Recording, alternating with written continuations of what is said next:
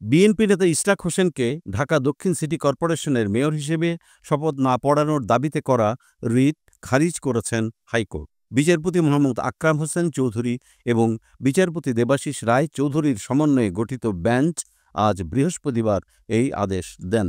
এই আদেশের ফলে ইশরাক হোসেনকে শপথ দিতে বাধা নেই বলে জানিয়েছেন আইনজীবীরা। ইশরাকের আইনজীবী মাহবুব উদ্দিন খোকন বলেন, আদালতের এই আদেশের ফলে ঢাকা দক্ষিণ সিটি কর্পোরেশনের মেয়র হিসেবে ইশরাক হোসেনের শপথ নিতে আর কোনো বাধা থাকল না।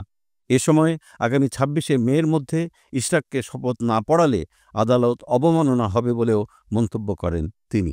বিচারপতি মোহাম্মদ আকরাম হোসেন চৌধুরী এবং বিচারপতি দেবাশিস রায় চৌধুরীর সমন্বয়ে গঠিত বেঞ্চ গতকাল বুধবার আদেশ ঘোষণার জন্য আজকের দিন নির্ধারণ করেন। এর আগে গত মঙ্গলবারও এই রিটের শুনানি হয়।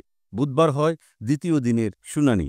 মঙ্গলবার মূল শুনানি শেষ হলেও বুধবার আদেশের মুহূর্তে আবার ঘণ্টাখানেক শুনানি করে দুই পক্ষ। ইশরাক হোসেনকে ঢাকা দক্ষিণ সিটি কর্পোরেশনের মেয়র হিসেবে শপথ না পড়ানোর নির্দেশনা চেয়ে হাইকোর্টে কিছুদিন আগে ওই রিট আবেদন করা হয়েছিল। এদিকে মেয়র হিসেবে ইশরাক হোসেনের দায়িত্ব দ্রুত বুঝিয়ে দেওয়ার দাবিতে কদিন আগে নগর ভবনের সামনে বিক্ষোভ করেছেন তার সমর্থকরা। এদিন মৎস্য ভবন ও নগর ভবনে বিক্ষোভ করেছেন তার সমর্থকেরা। এতে বন্ধ থাকে নগর ভবনের দাপ্তরিক কার্যক্রম। এখনও অবস্থান আছে সমর্থকদের।